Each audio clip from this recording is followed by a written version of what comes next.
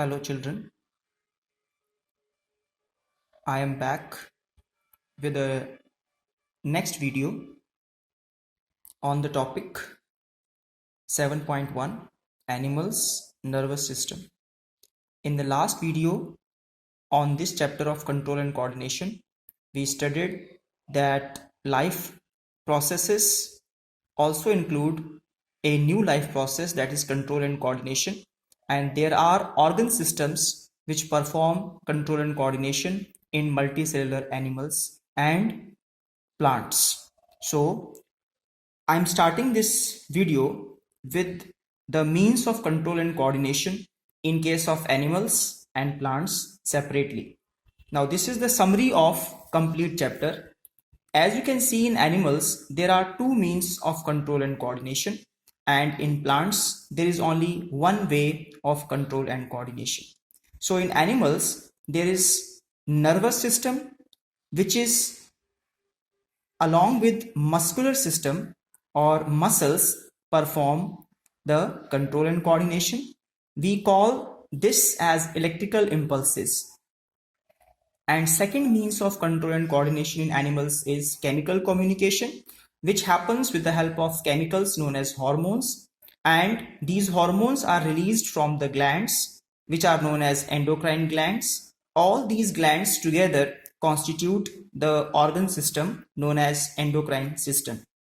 Therefore, there are two ways of communication between different parts of the body of animals. On the other hand, plants, they have only one means of control and coordination, which is with the help of chemical communication, and this is performed via the plant hormones. Now, the next part is the nervous system. As you have studied that nervous system along with the muscle tissue together performs control and coordination in animals. So we must study the nervous system. As you studied in class 9th, that nervous system comprises of collection of nerve cells. Nerve cells are known as neurons. So what are the parts of neuron and what are the functions of different parts of neuron? In your NCERT, the most important parts of neuron, they are labeled. For example, number 1, these are the branching tips. These are the fine branches coming out from the nerve cell, which are known as dendrites, number 1. And number 2 is the cell body. This whole structure, which comprises of the nucleus, which comprises of the cytoplasm, the most cytoplasm is confined in this area. So nucleus is surrounded by the maximum amount of cytoplasm along with these branches, fine branches. This whole system is known as cell body, number 2. Number 3 is one of the branch is very long and it is quite thick. This branch is known as axon, and the axon branches at the ends and the tips of these branches are swollen. We call these as nerve endings. So these are the 4 important parts of a nerve cell called neuron. You have to learn the functions of these different parts of the nerve cell, which we are going to discuss in the next page. So in your NCERT, the first paragraph tells you about the receptors and sense organs. What do you mean by receptors and what is the relationship of receptors with the sense organs? Receptors are defined as specialized tips of nerve cells. You have studied in the last figure that there were dendrites. There were dendrites in the last figure. Now these dendrites, they are specialized tips. They are specialized tips. Their function is to detect the change in the environment. So these dendrites are known as receptors. Very important. These receptors are located in our sense organs. We have a example. For example, the name of receptor is gustatory receptors. These receptors are present in our sense organ called tongue, and the function of these receptors is to detect the taste. So taste is the change in the environment. This taste has to be detected by the specialized tips of the nerve cells.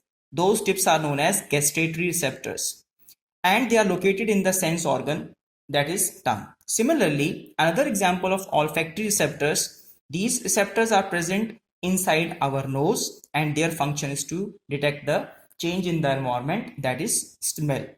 Therefore, we have a term which is known as stimulus. Stimulus is the technical term which is used to refer to any change in the environment of an organism to which the organism shows a response. In this way, we can say that taste is a stimulus and smell is also a stimulus. Moving ahead, very important topic is the generation and transmission of nerve impulses, also known as electrical impulses. Because right now you have studied that the tips of the nerve cells, the tips of the dendrites of nerve cells, their job is to detect the change in the environment. So what will happen when these dendrites will detect the change in the environment? What will happen? The electrical impulse will be created. Nerve impulse will be created. So let us talk about the generation and transmission of nerve or electrical impulse. All the information from our environment is detected by the dendritic tips of a nerve cell. For example, if you remember, if we touch a hot object, what will happen? We studied in the last video that whenever there is a harmful change in the environment, living organisms, they perform visible movement in order to protect themselves, because the object is hot, so the organism will pull the hand backwards immediately. So that is the response. It will be visible to us in the form of a visible movement. So the hotness of the object will be detected by the dendritic tip of the nerve cell. In this case, the hotness of the object is the stimulus. That is the change in the environment. So who has detected that change? That detection is done by the dendritic tip of the nerve cells, which are present under the skin of our fingers. Now what happens? This information, which is just detected by the dendritic tips, that will create chemical reaction.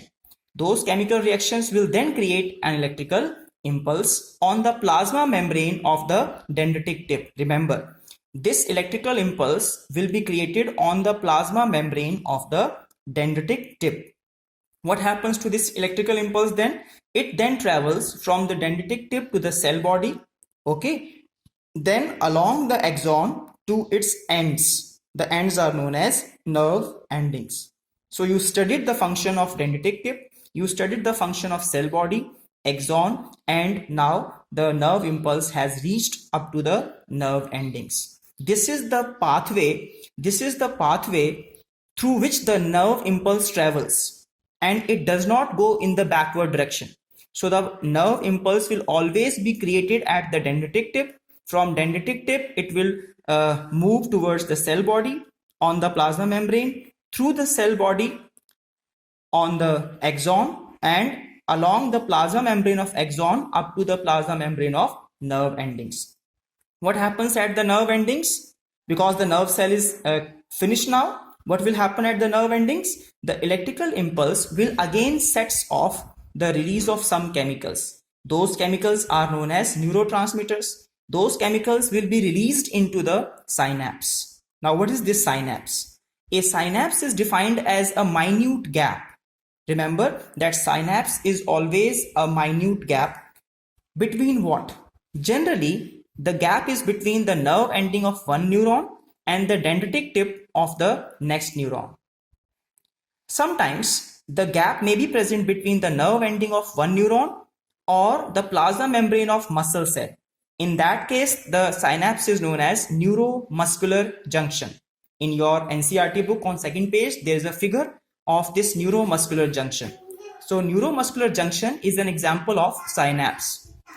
In other case, the synapse may be present between the nerve ending of one neuron and the plasma membrane of the gland cell.